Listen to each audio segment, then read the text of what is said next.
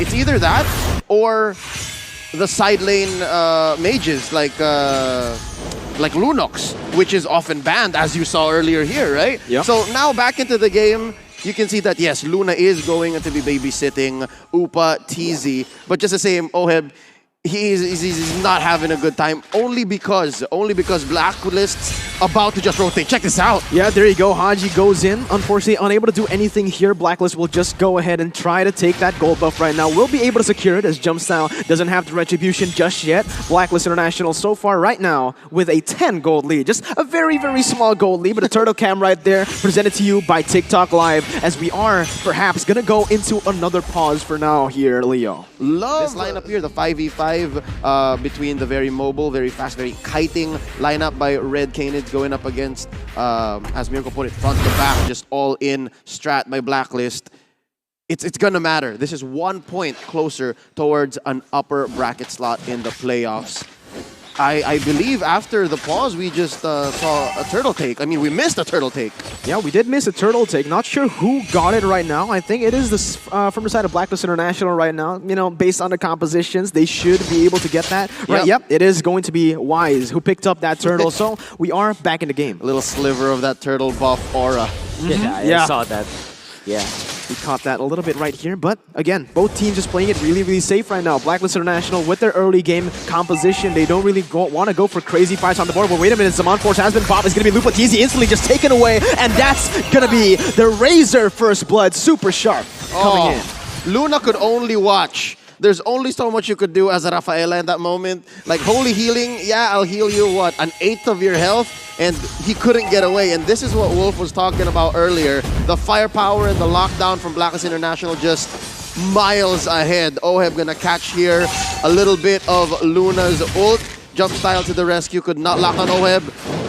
Yeah, but wait a minute though. Blacklist International trying to rotate already to the top side. They're going to go and opt to go for this gold buff instead. Again, Red Canids, they're playing it super safe like we mentioned earlier. Maybe a little bit of an overposition from the side of Upatizi just now, but just immaculate and just beautiful, beautiful rotation from the side of Blacklist International, catching their opponents off guard. Again, now rotating to the mid lane and waiting, setting up for that second turtle of the game. Interesting how the turtle just came back to its original spot. So as random as this is, it's great. Oh! Yeah. Circling Eagle! Circling Eagle already onto Upatizi. Seems like a little bit of a miscommunication right there as Blacklist International. They didn't really want to go for that. Venus went in, tried to go for a little bit more damage as they set up towards the turtle. Wise already hitting on that. And Frost needs to be careful here. We'll just try to, you know, withstand the wave, try to handle and keep the wave at bay. Mount Shocker just in time to see Blacklist take it. Turtle Lane brought to you by the STB. Now, Red Canids putting a little bit more pressure up top.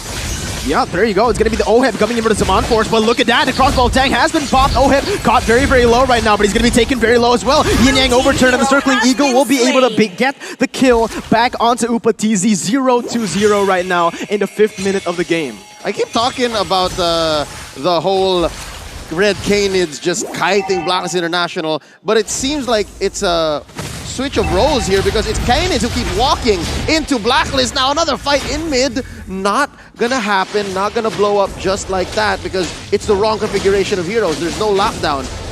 Luna is not here. Luna's not here to stun Blacklist, and wow, look at how much work Blacklist put into this mid lane turret already. Yeah, look at that. Holy Baptism is able to connect onto Edward. Unfortunately, there is a guiding wind to get him out of that one. Red Canids already now 1,000 gold behind of Blacklist International just from the pickoffs and the turret gold alone. Again, like you mentioned, that mid turret has been taken down quite a bit, and they have already started to rotate here to the top side. With them trying to go for a pickup, maybe Zaman Force has been popped. Venus not in the position to go for the Circling Eagle, but that's what they wanted, just the turret, and they are playing this really, really smart, really, really intelligently as they will make their way to the mid lane once again. Haji opening up the map for us, Wise and Haji taking down the second turret of the game.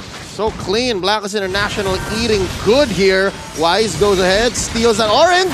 That's his welcome now going in. It's in a 1v4. Crossbow tank has been popped, but Wise in a 1v4 is able to win. What is going on, man? The backup coming in from Edward as Luna will be able to finally pick off Wise. It is a 3-for-1 trade for the side of the Filipinos. One, because Luna's passive just took Wise out on the way, despite the guiding winds getting him back.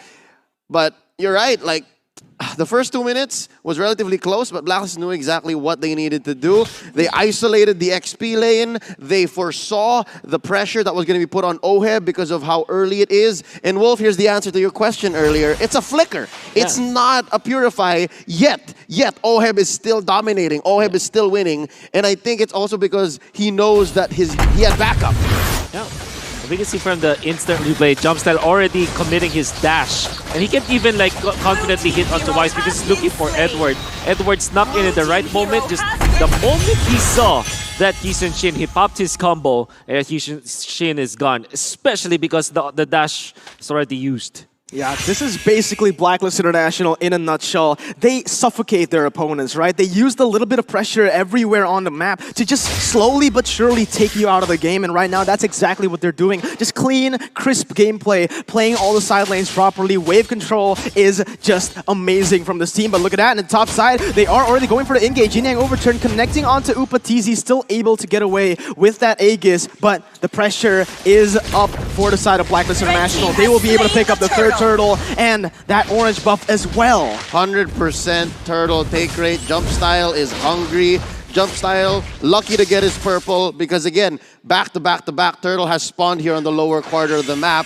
And right now, top lane, OHEB is just, look at this. OHEB versus Luna couldn't even protect the turret. This is Frost just doing damage control. He knows something's up. He knows they're in trouble. Because they can't see Edward. Oh, Edward isn't even part of this fight. There's one happening down bottom.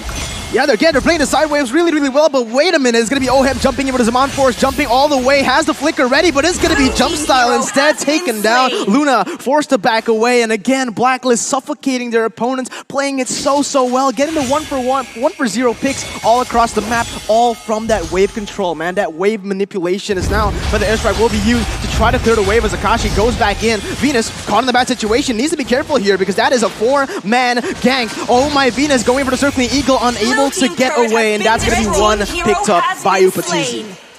Not sure if it's worth it, but obviously, Oh My Venus played it to isolate mid to get that push, close to taking it down, opening it up for Wise down bottom, despite the man-to-man defense by Akashi. So overall, a life for a turret this early on, 9 minutes in the game. I'd say it's worth it. But there's something with this map, there's something with this best of one because Lord is also going to be on the lower quarter. So I guess that's why they tried to open up these two side lanes to get just as fast a major objective as possible. Akashi just pushing back the rest of Blacklist International. Wise more than happy to welcome him. And Orange once more! Denied! Because Wise is level 13 and Jumpstyle is just a level 11. So the retribution for Wise is definitely much stronger. And you saw how Red Canids really just crumbled to that pressure. I mean, Jumpstyle even called his supports for that orange buff, but they weren't able to make it. So much real estate that they're losing at now for Red Canids. And I would say this is not the way you play Uranus, because the way that you play Uranus is always far forward against your team, split pushing, maybe getting 2 lanes, just cutting the creep wave, you know, the Kenji play that he was trying to do. I mean, I think only the Filipinos know about the Kenji play, but basically it's a Uranus that cuts 2 lanes of minions in the opponent's base. We saw the Kenji play at M2. That's right. It was in the last World Championship, so it's basically just a deep cut. Yeah. It's a deep cut, but I think it's too late right now, not the perfect timing. Look at this, Red Canids putting their own Ube. This is the Brazilian Ube. Yeah, the Brazilian Ube right here is Wise. Actually now will be able to be zoned away for a bit, but again, like we mentioned earlier, Blacklist, this is the way they play the game. They just suffocate their opponents, playing the waves perfectly, freezing it, and not letting Red Canids get even a little bit of gold here. In the 10th minute of the game, it is already an 8,000 gold lead for the Filipino champions. gonna be crazy. You know what we saw from Red Canids? This is the second time that they tried to go for like a lot of players. The first time they did it was 3 heroes around the orange buff, and then they did 5 heroes around the purple buff. You have to take note, buffs get stronger the more heroes around there is. And that meant that Wise can just bully them. They were grouped as 5. Jump Style will not be able to just like normal attack the purple buff and then rely on its retribution, because unfortunately your normal attacks will deal less damage and your retribution will always not trump Wise, because Wise is already level 15 and Jump Style is level 12. So that's a checkmate by 1 hero against 5 of Red Canids. Not to mention the tick on Wise's passive on the knife. On the Hunter passive, he just ticks faster. So Blacklist International, if they decide to take something away from Red Canids, it's just almost easy pick. It's like taking candy from a baby. It's difficult. So Red Canids are trying their best here to recover, pulling their own version of the Ube. All 5 in mid. Mountain Shocker just to check where everyone is, and they see, oh no, they see that Blacklist is going for the Luminous Lord. Man, they're so smart with this stuff, man. Look at that. They set up the slow push perfectly, timing it when the Enhanced Lord comes up, and there you go. There's just no response from Red Canids. They can't do anything at this point. If they do try to contest, they're surely going to be wiped out, and there you go. There you have it, Blacklist International with the Enhanced Lord and a 9,000 gold lead in the 12th minute of the first game here at the M3 World Championships. 2-6. I just gotta say the kills that they got on Blacklist were, one was a distraction kill, the other was just a deep dive by Wise. So far I can say Blacklist International hasn't committed any errors. This is a clean game for them. Yeah, definitely. Only Blacklist International, they're very famous with their Matilda Airlines, and Oh My Venus really dons that Matilda. We were talking about how this will be like a duo or a trio in the mid lane, wherein the supports and the jungler will join out together and just get kills and make the plays on the map. Look at both the position 4 and 5 of Blacklist International. Both of them have 100% kill participation, right? This is how you can say that your support duo is doing wonders. It's insane, honestly, right now with the Enhanced Lord marching that top side. Venus will try to zone them away from this, but he's got to be careful because Red Canids, they have the abilities ready and up right now. But the airstrike being used, but Enhanced Lord will march into that inhibitor turret. There's nothing Red Canids can do as of this moment. They're going to be able to take that inhibitor turret and that tier 2 in the mid lane out for nothing. There is nothing on the board for Red Canids to do or even trade for. Top lane already penetrated. Bottom gonna follow through.